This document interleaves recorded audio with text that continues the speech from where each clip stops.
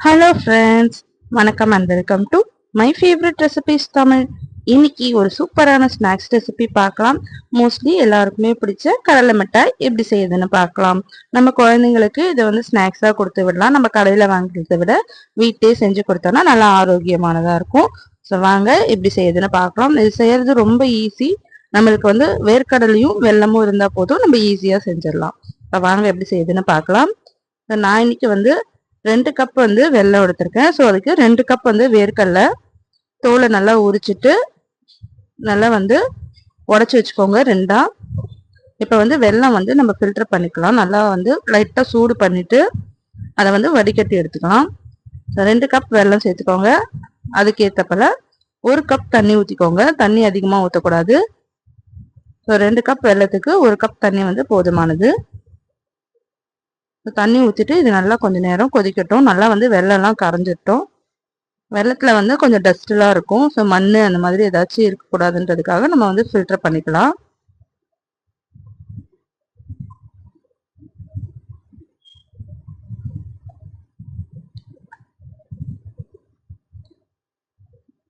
ஒரு 5 நிமிஷம் இருந்தாலே போதும். நல்லா வந்து வெல்லம் கரைஞ்சிரும்.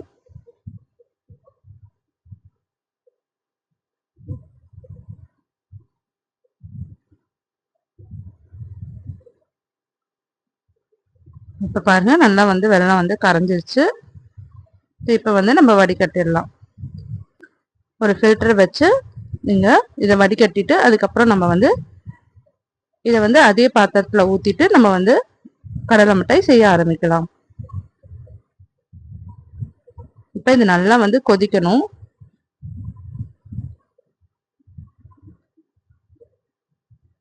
பாருங்க, நல்லா கொதிக்க ஆரம்பிச்சிருச்சு. நமக்கு வந்து நல்லா வந்து முழுகல் பதம் தேவை. பாருங்க, நல்லா கொதிச்சு நல்லா வந்து பதம் வந்துச்சு. இது எப்படி ரெடி ஆயிருக்குன்னு நம்ம பார்க்கலாம்னா, ஒரு பாத்திரத்துல தண்ணி வச்சுட்டு இந்த பாகை வந்து அதுல ஊத்திடுங்க.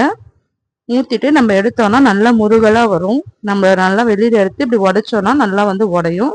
ஸோ அந்த பதத்துக்கு வந்து எடுத்துக்கோங்க. எடுத்துட்டு மீடியம் ஃப்ளேம்ல வச்சுக்கோங்க. வச்சுட்டு நம்ம வேர்க்கடலையே சேர்த்துடலாம். வேர்க்கடலையை சேர்த்துட்டு இதை நல்லா வந்து கலரி விட்டுக்கோங்க.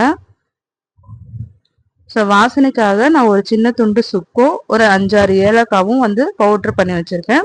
ஸோ அதையும் வந்து இதில் சேர்த்துக்கலாம். நல்லா வாசனையாக இருக்கும் சாப்பிட்றதுக்கு. ஸோ இது எல்லாத்தையும் சேர்த்துட்டு நல்லா கலரி விட்டுட்டு ஸ்டவ் ஆஃப் பண்ணிடுங்க. ஸ்டவ் ஆஃப் பண்ண உடனே வேற பாத்திரத்தில் நம்ம மாற்றிடணும். ஒரு தட்டில் வந்து நல்லா நெய் தடவி வச்சுருங்க. நெய் தடவிட்டு அதில் வந்து இந்த வேர்க்கடலையை கொட்டிடுங்க. சூடு வந்து ஆறிடுச்சுன்னா இதுலயே ஒட்டிக்கும். அதனால டக்குன்னு உடனே ஸ்டவ் ஆஃப் பண்ண உடனே வந்து வேற பாத்திரத்துல, அதாவது தட்டுல வந்து மாத்திடுங்க.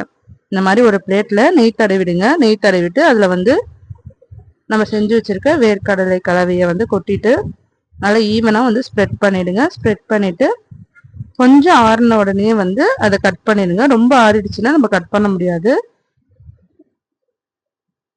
ஸோ இந்த மாதிரி கொஞ்சம் ஆறின அப்புறமா நம்ம வந்து கத்தி வச்சு நமக்கு எந்த ஷேப் தேவையோ அந்த ஷேப்புக்கு வந்து கட் பண்ணி எடுத்துக்கோங்க.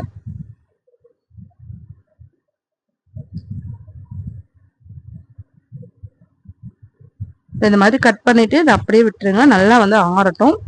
ஆறின அப்புறமா நம்ம இதை வந்து அப்படியே எடுத்துடலாம். இது வந்து ஆறுறதுக்கு கொஞ்சம் நேரம் ஆகும். ஒரு 3 to 4 hours ஆகும்.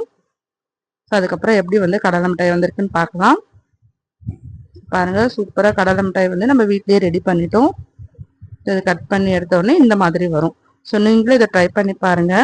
ட்ரை பண்ணிட்டு எப்படி இருந்ததுன்னு கமெண்ட் பண்ணுங்க. இந்த வீடியோ உங்களுக்கு பிடிச்சிருந்ததுன்னா நம்ம channel my favourite recipes Tamil subscribe பண்ணிக்கோங்க. லைக் பண்ணுங்க, ஷேர் பண்ணுங்க. தேங்க்யூ ஃபார் வாட்சிங்.